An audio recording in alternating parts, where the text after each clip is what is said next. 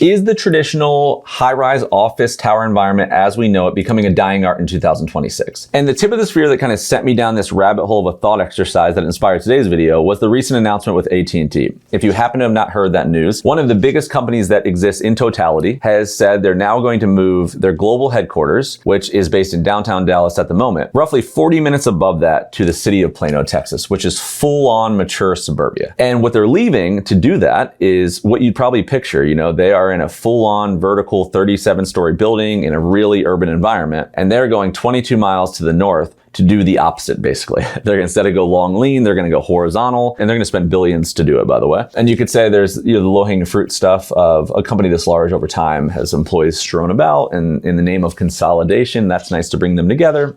The obvious economic impact that's going to happen to leaving Dallas and then coming to Plano, Texas. But I think on top of that, this signals a much larger thing that's going on in a change of behavior of what people simply want. And so basically over the next few minutes, I wanted to ruminate on some things that I think interesting regarding that. And I hope this adds you some level of relatable value, whether that's relocation or something you're looking at working wise or looking at new neighborhoods or something in between. So I hope you enjoyed the take. If we've not met, my name's Adam Hancock. I own a real estate development firm as well as a residential commercial brokerage. If my team can assist you in any way with anything you're trying to figure out, let me know and let's hop in. Okay, the first topic of discussion today, potentially the most important of them all, is related to demographic and life stage. And in my mind, there is absolutely no doubt that you have many, many, many employees at companies like these that are fresh graduates, they're in their early to mid 20s, and they're living that lifestyle. The geography works great because more or less it's like a baton handoff from a lifestyle they just came from exiting college, and it's just a more mature version of that. However, I would argue that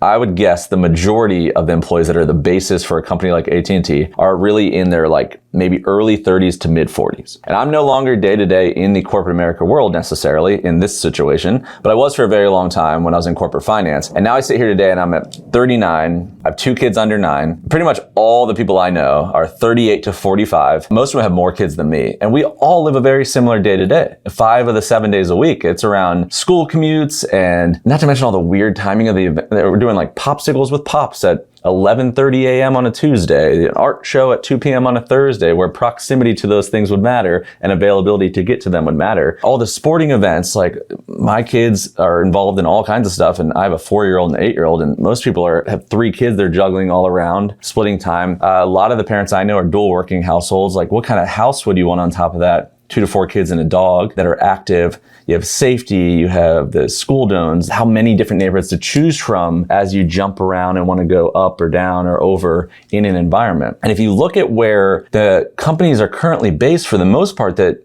employ all these people, it's quite the opposite, right? They're sitting in urban environments where what forces everybody to do, and potentially they're doing that now, they live 18 to 30 miles from it now, is they're all driving into a place and not in a fun drive. They're fighting to get to a place that with commutes and all this kind of stuff and mental anguish, which wears on you after a while. You know, I did that for about 5 years and 20 miles took over an hour. If there's one accident, you're dealing with this stuff constantly, right? You're just like white knuckling it. And then the minute that they're not at that office, they leave and they live an entire different lifestyle in some sort of adjacent suburb. So what a blessing.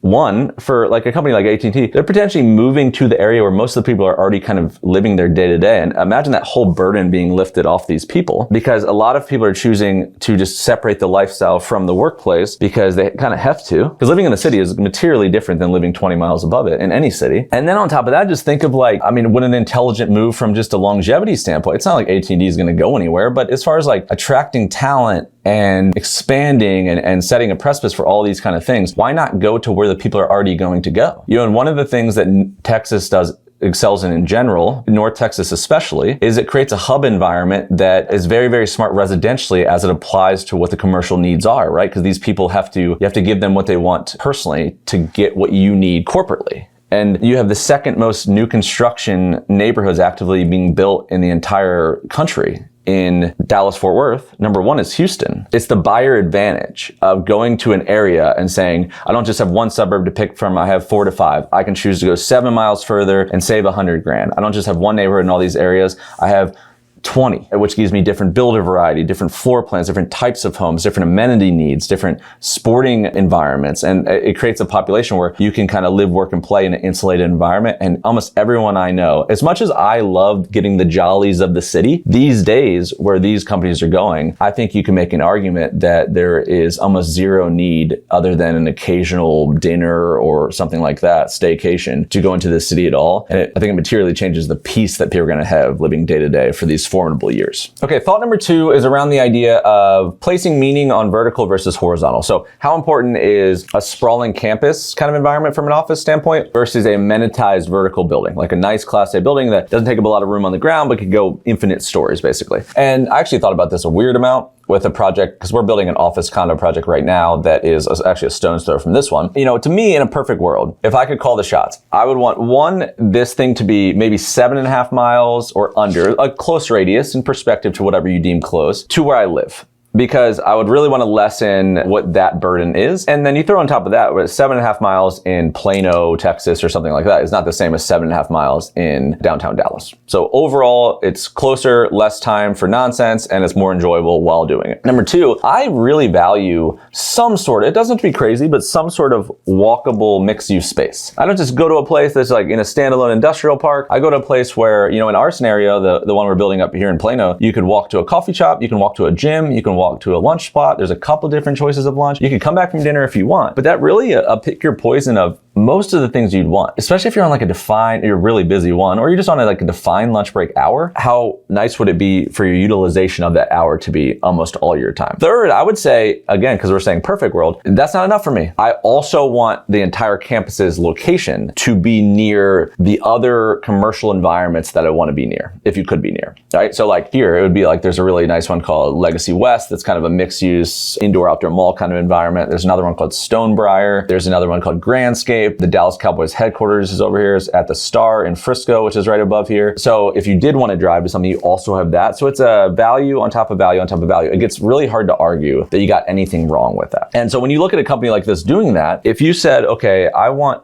to, that's maybe why, in large part to why you choose a Plano, right? Because it gets you north of town, but it's not the most north. And it offers a lot of other things going on, which can strike your fancy. Like urban environments, the one thing they really do is they have a lot of cool stuff. They have the best restaurants, the best hotels, the best sporting environments, all that kind of stuff. But if you could bring a level of that to the suburbs, I'm not sure how much you'd go further, because it's not like just Chili's and Applebee's versus the cool city. They're way more evolved these days. And especially if you're like a family with kids and stuff like that, it's way more friendly to that stuff. So anyway, I'll let that digress. So when you look at horizontal campus advantages for like an AT&T, I mean, just think of you taking all of the Dallas-Fort Worth Metroplex's administrative environment, and especially the biggest ones. You have Dallas, Plano, Irving. You bring them all to one campus. You need size and you need it to be cost effective. And you're not going to do that in downtown Dallas where space is finite. And then you're also going to a place that wants you. So Plano's going to throw the bag at you when it comes to tax incentives and just overall advantages cost-wise. Say, if you're going to spend $1 billion here, bring all these people here. We're going to make it worth your while. So it's one of the only places you can do something like that. 2, you have, look at like parking, logistics, all that kind of stuff. You want to go to a place, now this is going to be planned in advance with some idea of how many, it's not pieced together. So you have an idea of how many employees you're going to have there, which you can control the parking, you can own it, and it's not weird.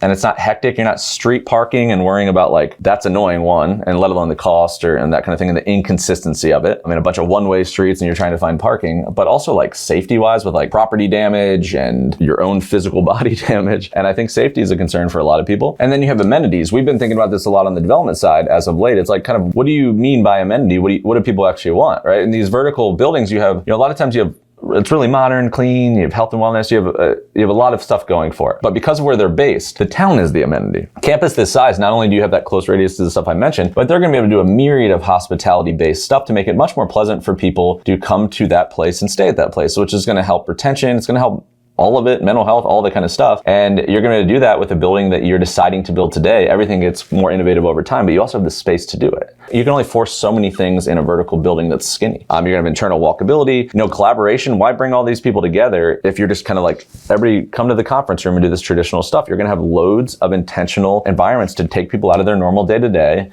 to stay inspired, to come up with ideas and just make it overall more pleasant. And so all of that to say, what I'm trying to drive home is that I think what you're doing here is you're building basically a corporate ecosystem versus just a lot of people in one space. And it's going to give you an identity that you control and own. It's going to give you a way higher retention thing. Like I mentioned, one thing we've been working on a lot with our stuff is like, I think prestige, for lack of better words. It gives you like a flagship kind of thing, and it's going to provide a lot of recruiting leverage. So no doubt the downtown tower thing is symbolic. It's really nice to have that. It's the whole thing. You can see it way up in the sky. But what I think more than not, the suburban mega campus is what I would call this one, gives you is it's operational and it's functional. Okay, number 3, I'm going to call physical branding with regional scale. And this is a simple example, but I think meaningful nonetheless, at least I think. One of the things AT&T is doing with this campus, they're planning on doing, is they're going to build this like kind of landmark illuminated globe, which is kind of clever because you have like a huge telecom company that, is more or less building an antenna, and they're like saying, we are the network in your face all the time. But I think more than that, like